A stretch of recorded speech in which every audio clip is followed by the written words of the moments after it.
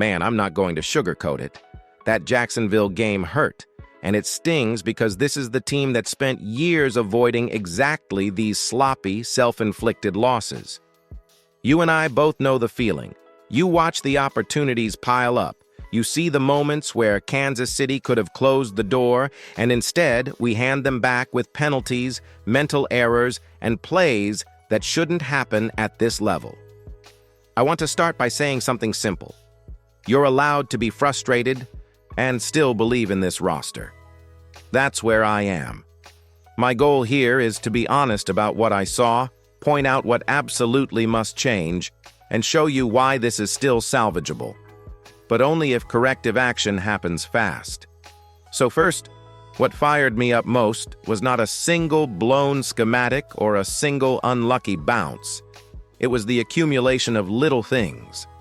A defensive play where nobody got to the quarterback, a penalty in a critical moment, a kick that goes out of bounds and moves them 10 yards closer. Those aren't flukes.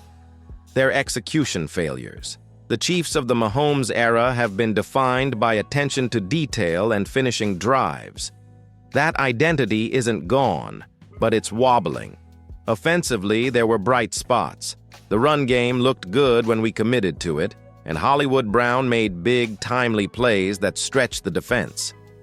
That's the Kansas City attack I still trust on most days. But when the other side of the ball can't generate consistent pressure and the front four looks flat on prime time, the margin for error evaporates. And make no mistake, effort matters. We've seen elite defenses rise to the occasion when effort is consistent. We've also seen stretches where even great schemes fail if guys don't play with urgency.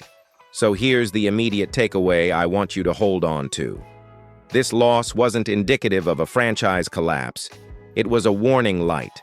It tells us where we must be sharper: penalties, situational awareness, and more consistent. Push up front. Now I want to hear from you. Which single moment from that game made you lose your cool? The kick out of bounds, the missed rush, the blown coverage? Drop that in the comments right now. Keep it short and sharp so other fans can vote with replies. Quick yes, no. Do you still trust this team to win the AFC West? Vote in the comments with a simple yes or no. If you care about deep, honest takes like this and you want us to keep breaking these games down all year, help the Say channel hit 5,000 subscribers. Hit subscribe and like the video so more Chiefs fans find our breakdowns.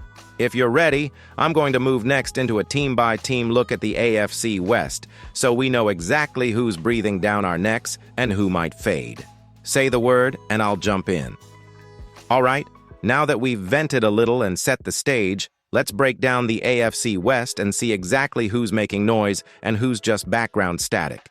Starting with the Chargers, they're technically leading the division right now at 3-2, undefeated within the division, and they looked sharp early, taking down the Raiders, Broncos, and even beating us in Vegas. But here's the thing, their dominance is surface level. They've stumbled against teams like the Giants and Washington, and injuries are piling up, especially losing rookie running back Amarian Hampton and key linemen. That makes me question whether they can sustain this momentum against anyone that doesn't fit their divisional script. If you ask me, this is the type of team that can start strong and then fade once the grind of the season hits. I'd honestly bet they go about 3-2 in their next 5 games. The Chargers are talented, no doubt, but this isn't the roster that can run away with the West just yet. Now, the Broncos are a different story. Denver's defense is legitimately impressive, maybe one of the best in the NFL right now. But their offense? Not so much. They lack true dynamic playmakers and a quarterback you can fully trust in high-pressure moments. That said, their coaching is sharp, and when Bo Bichette and the team execute well, they can stay in games and capitalize when needed. Over their next 5, they have a favorable schedule against the Jets, Giants, Cowboys, Texans, and Raiders. I'd peg them at 3-2 or maybe 4-1. Bottom line, if the West comes down to a 2-team battle, it's likely going to be the Chiefs versus the Broncos.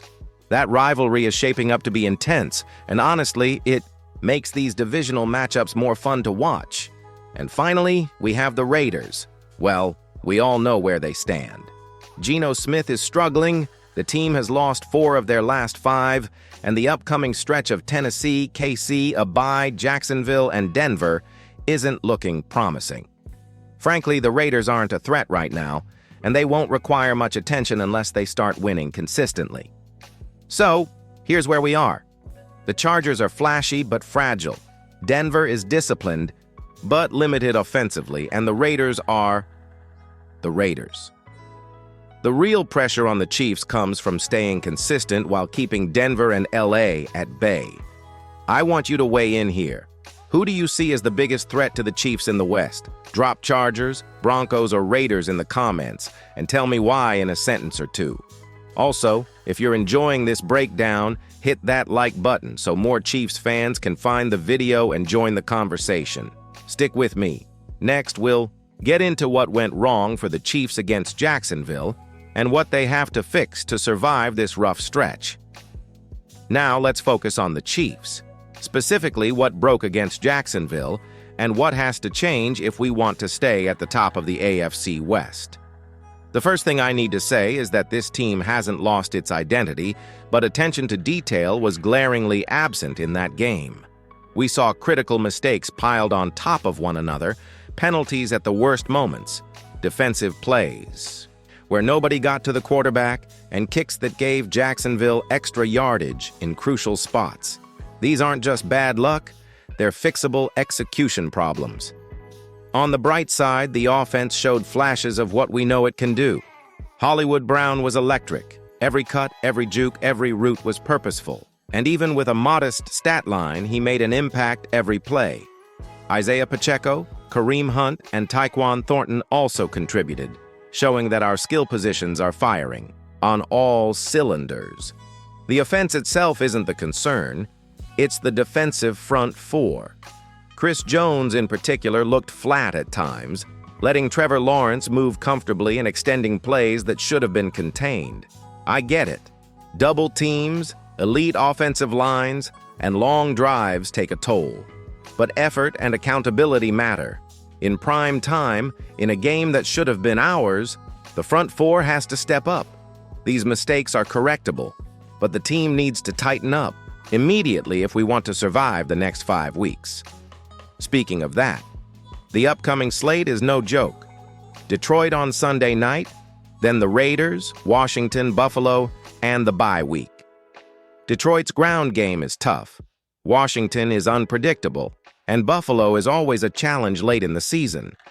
Realistically, we're looking at a possibility of going 2-2 or even 1-3 if mistakes continue. But here's the thing. It's not on Mahomes, it's not on Andy Reid, it's on the team executing as a whole.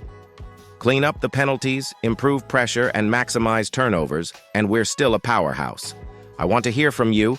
If you could bench one player or change one position to fix these issues, who would it be? Comment your pick, and let's see what the fan base thinks. Quick yes/no, should the front 4 be rotated more aggressively to generate pressure? Vote in the comments. And of course, if you want more detailed breakdowns like this and want to help grow our Chiefs kingdom, hit subscribe and like the video. Let's hit that 5,000 subscriber mark together. I've got exclusive analysis coming when we do.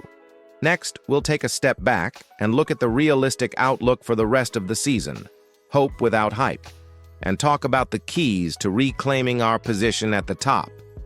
All right, let's wrap this up with a realistic outlook for the Chiefs over the next stretch of the season. After that Jacksonville loss, it's easy to panic, but let's be honest. This team has been through adversity before and climbed back stronger. The keys are simple. Clean execution, discipline, and effort from the front 4. The next 5 games, Detroit, Raiders, Washington, Buffalo, and a bye week, will test whether this team can refocus. Detroit is going to challenge us on the ground, Washington can be unpredictable, and Buffalo is always a tough out. But none of these matchups are impossible if the Chiefs play Chiefs football. If we tighten up on penalties, generate consistent pressure, and take advantage of turnovers, the offense we all trust, Mahomes, Brown, Pacheco, Hunt, Thornton, can carry us through. Realistically, I see a 2-2 stretch as the minimum expectation.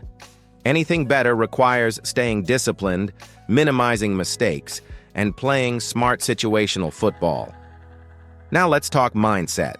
Being at the top of the division is great, but the thrill of climbing back from being counted out is even more exciting. This team has the talent, the coaching, and the experience to turn adversity into motivation. The Chiefs' kingdom has to rally behind them, not just for wins, but to keep the standard high and demand excellence.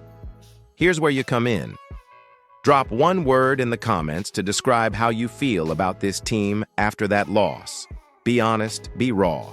Quick yes, no. Will the Chiefs finish above .500 over the next 5 games? Vote in the comments and see what the community thinks. And before I go, if you haven't yet, hit that subscribe button and like this video to help us reach 5,000 subscribers. Once we do, I've got exclusive member content lined up, including deep dive game reviews, player analysis, and strategies that you won't get anywhere else. This is about building the Chiefs' kingdom together, staying informed, and keeping the passion alive.